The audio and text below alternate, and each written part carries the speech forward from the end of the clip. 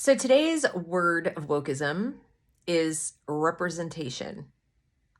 Representation.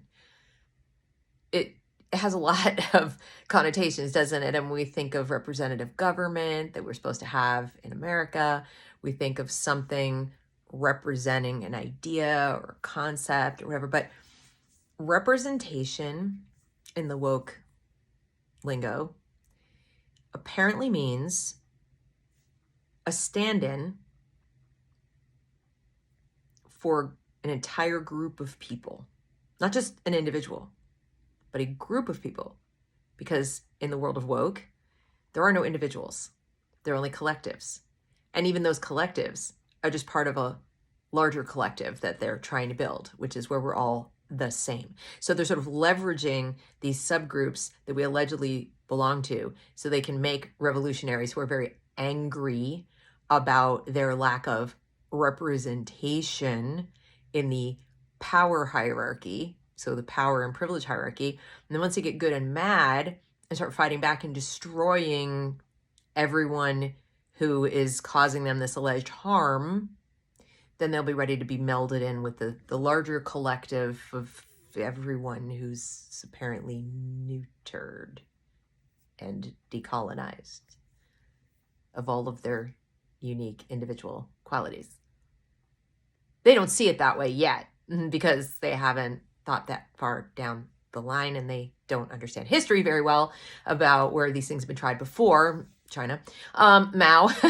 Anyway, but that's what it is. So right now, representation is representing your alleged group's identity. Okay? And it's got to be the approved identity of your group. It's got to be the approved identity of your group. So I'll give you an example. In order to be representative or have representation of BIPOC people or people of color, you may only depict Black people in situations, or brown people for that matter, in situations where they are poor, oppressed, experiencing violence, discrimination, slavery, rape, and not by members of their own group either, ever. No. Must be by white people. So representation of Black people or BIPOC people has to be showing them in a struggle against the oppression by white people. Understand? Then you're representing Black people. If you have a book, let's say by Thomas Sowell, or you have a book about, Black people that just exalts like how great they're doing, how wonderful everything is, or maybe a crime of a Black person against another Black person. No. That doesn't count. You see, that's representing the white supremacist narrative, apparently. So that's not representation of BIPOC. See how it works? Same with women. If you want to represent women, you're not going to have stories about happy housewives or women who have been very, very loyal to their husbands or have been very happily married or produced a lot of children and enjoyed it, or, were in any way, shape, or form conservative, except if it's a negative representation. So no, all the representations, again, have to be women who struggled, who were raped, who were refugees, who also maybe were brown, who were feminists, who struggled against the patriarchy. Struggle. You starting to get a theme? Starting to catch the theme? Representation must equal struggle. There has to be struggle, or else it's not representative. Because apparently all people, all subgroups of people, in order to be legitimate, in order to actually represent people at all, have to be struggling versions of those people. And we could go on, but that's representation. Representation is only a specific kind of depiction of an avatar for an alleged group to which you may or may not belong, and your belonging is dependent on whether you agree with this version of what you're supposed to be. And if you don't agree, you don't get representation. You're just wrong. It's like You don't count.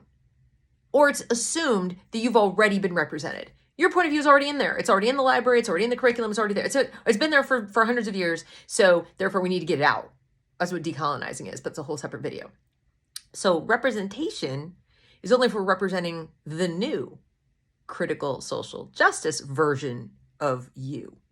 And again, you aren't you. You aren't you, the unique individual with your unique history and your unique values and the culture you've cobbled together from your parents, the place you grew up, and your experiences and all that. No, nothing is chosen. It's assigned to you. By whom? That's a good question. The critical theorists, of course. The high priests and priestesses of the new Church of Woke. And it's got its own, it really does have its own dogma. It has its own, catechisms, its own rituals, its own holy of holies. It's like a cult because there's no redemption. So it's not really a religion. But anyway, yeah, there's a gnosis, there's all of that. So representation just means whatever aligns with that. That's representation. But I'm going to give you what inspired this video. I wrote something on Facebook earlier today because people were criticizing, once again, the Moms for Liberty who have been trying to get the representation of pedophiles and pornographers out of the children's section of the public library and the school libraries. And they're calling it censorship. Here's censor book banners, book burners, whatever. So I had to remind people. I said, by the way, you are aware the ALA, American Library Association, by your definition, meaning the people criticizing Moms for Liberty, censors every day. Censors. They are currently pulling classics from the children's section of the public libraries around this country because they haven't circulated in the last 2 years. Of course, these books haven't been marketed, taught, or been recommended to kids by anyone. Least of all, the children,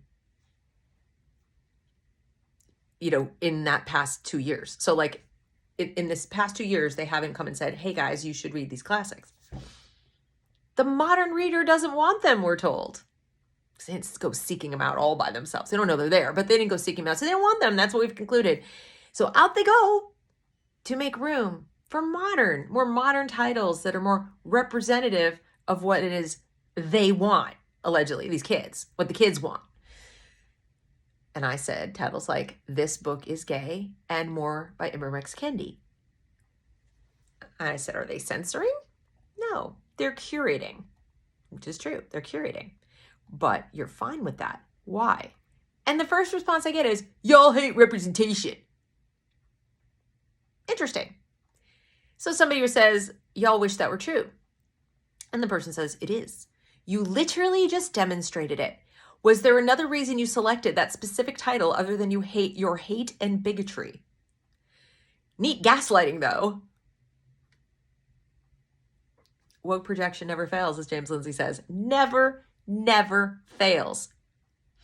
So if you bring up a book like This Book is Gay, which this person may or may not have ever read, apparently you hate gay people.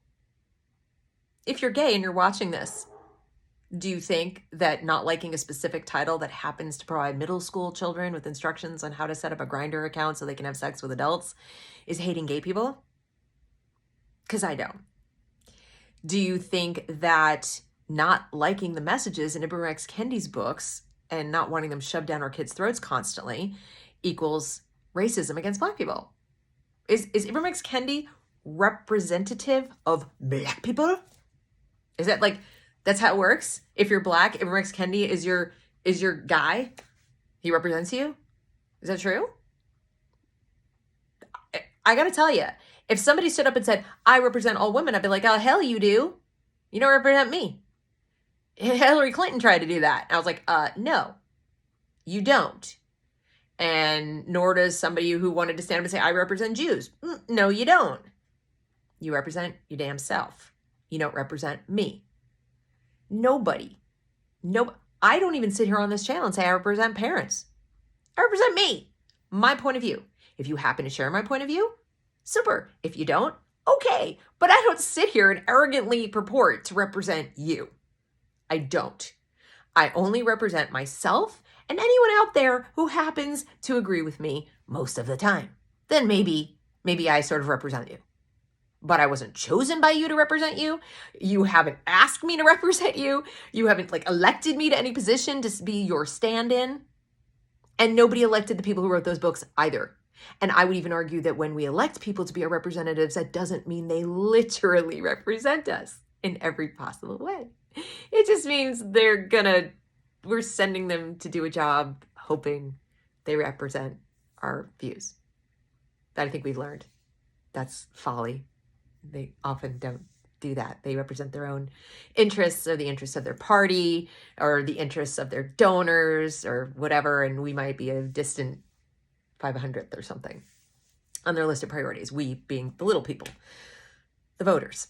But to suggest that a specific author of a very specific book in all the titles in the school library represents millions of people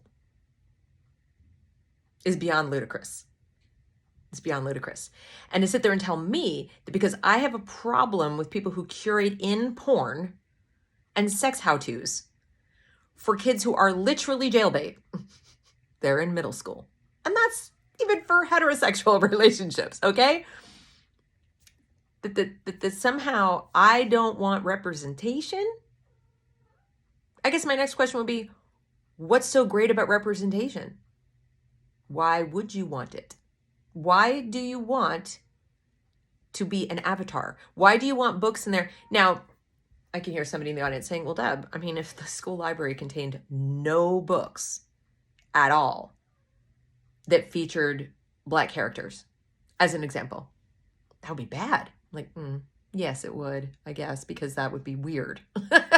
I mean, it would be bad because you'd have to go out of your way to do that. You'd have to go out of your way to literally curate out books that have Black protagonists, that have Black characters, that are written by Black people. I mean, the country's been around long enough and writers have been writing long enough. And even George Washington's favorite poet was Black and female that you'd have to work pretty hard to not have any at all.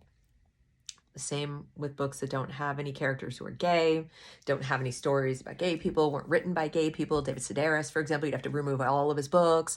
I mean, it would be bad because it would be weird.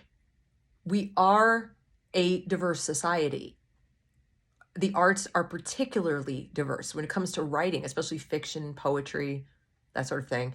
You'd have to spend like 24 hours a day working at it to figure out how to get out everything that isn't white European. It couldn't be done. It literally couldn't be done at this point. Even the classics.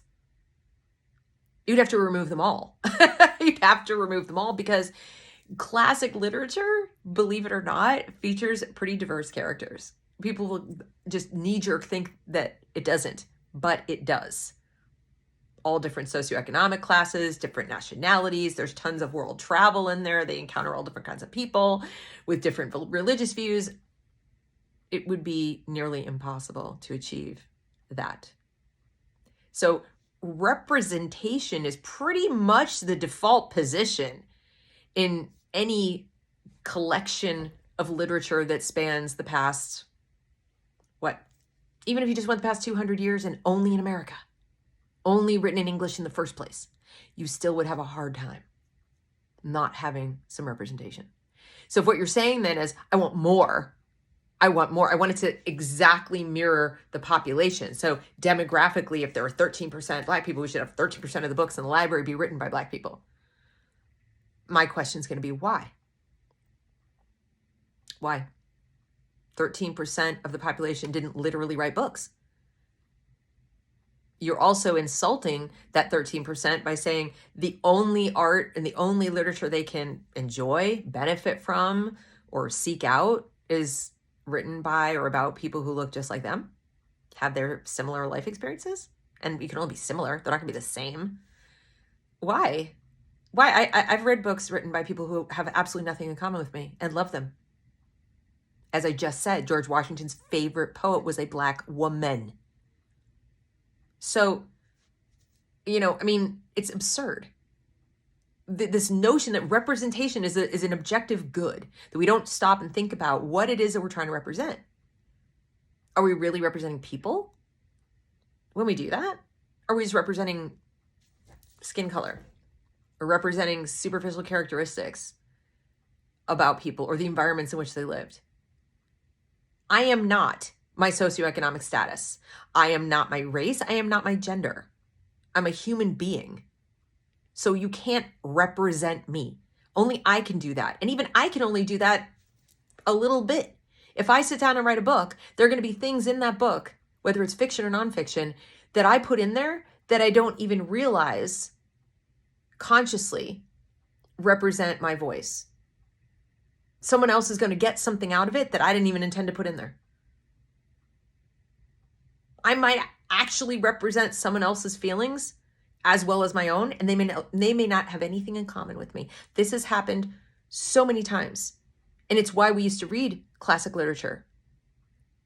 I have gotten more out of reading Victor Hugo, who was a man who lived in a completely different century, in a completely different culture and country, who comes from a different faith tradition than me.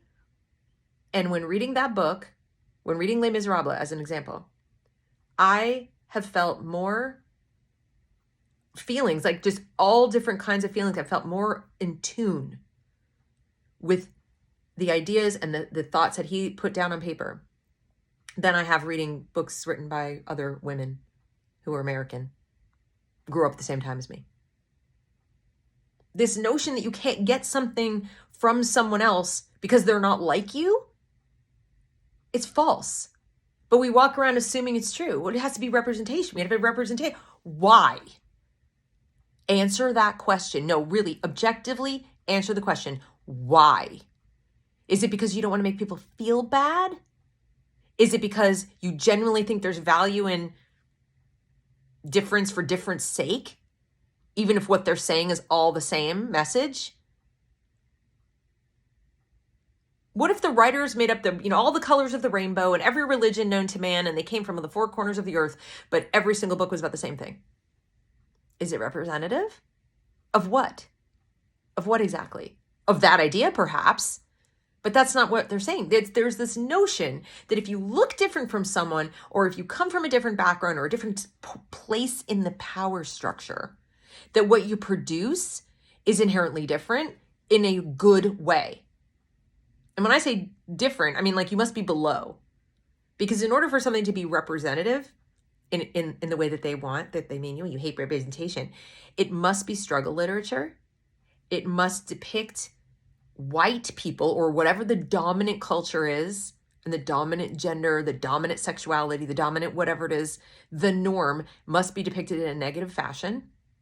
And everything that is not the norm must be depicted as positive or in struggle. Oppressed, which of course is de facto virtuous. Struggle equals virtue. Then it's representative. But if there's no struggle, if somebody white is depicted in a positive light, never mind in a heroic light, then it's bad. It's not representative of the right things. So I'll ask again, why do we need representation? Of whom and for what? But this is a word you're going to see a lot and hear a lot in the words of woke. In the words of wokeism, you'll hear it a lot. Representation, we have to have representation. We need to have representation in our student body or our student government. We need to have representation on our faculty. We need to have representation amongst our teachers, our counselors, our administrators, our school board. We need to have representation, in our government. We need to have representation on our sports teams and our AP classes.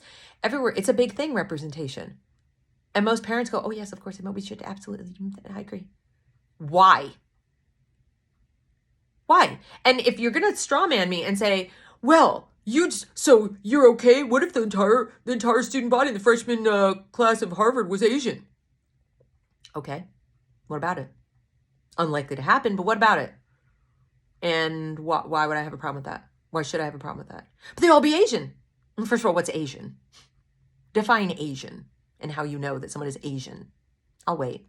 Secondly, if they are the best qualified, if you didn't know they were Asian and you were just looking at their test scores, their grades, their recommendations, their resumes, everything they'd ever done, and you knew nothing else about it. You didn't know what gender or sexuality they were, what their ethnic heritage was, where their parents were born, where they were born, if you knew none of that, if they came in as a number and all you could see is their work, and they just so happen to be what you're calling Asian, I should have a problem because why? Because meritocracy is bad?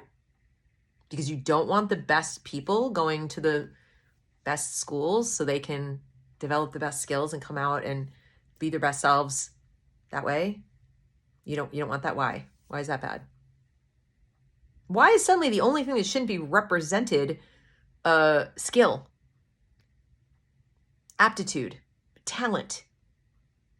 Those are no-nos. Those are bad. Giftedness. Oh, no. Can't have that. Can't represent them. Only the people who struggle. So you see, you don't really want representation. What people want is revenge. What people want is punishment for the people that make them feel less than about themselves. And instead of looking inward and saying, why do I feel that way? And maybe that's a me problem. They want to blame it on everybody else. They want to put it on somebody else. Somebody else should be second because I'm not first. That's what they mean by representation. This is the language of envy. This is the language of bitterness and anger, not compassion and empathy. It isn't. Like I said, ask yourself that question. Why does it matter? What is good about representation? And if you're going to say, well, presumably we'll get less of different ideas if people come from different backgrounds. And if they look different, then they probably come from different backgrounds. And if they have different backgrounds, then definitely we'll have different ideas. Has that really panned out, though? It hasn't. I'm being honest. Like, look around. Has that panned out? Or do we find more differences in opinion when we look across other areas of difference, not these superficial ones? For example, do you think the person is more different who they both grew up in New York City, or they both grew up in cities, LA, New York, Boston, pick one. One is black, one is Asian, one is white, whatever. Do you think they're more likely to have different points of view, or a white guy from New York and a white guy from a farm in Iowa? They're both men and they're both white. Who's going to be more different, do you think, in their points of view? See, we don't really want difference, do we? We just want the illusion of difference while corralling all the people of the same idea that we happen to like right now. And by we, I'm talking about the people actually in power over education, and that is the woke. The people who are woke, the people who attend the Church of Woke, who use the dictionary differently than you and I, for whom representation means what I agree with, what I like, what makes me feel like a good person. Because really, ultimately, it's all about them. It's a form of narcissism masquerading as empathy. Because what the people who use this word want to feel is that they are good and you are bad. And of course, they can only feel good if they make you feel bad. Yes. So anyway, that's representation. And I don't have an issue with it if we're talking about representing quality, achievement, and something that is actually of value and virtue. And the color of your skin and who you like to have sex with doesn't rate where I come from on either of those. Thanks for watching. I hope you found this informative.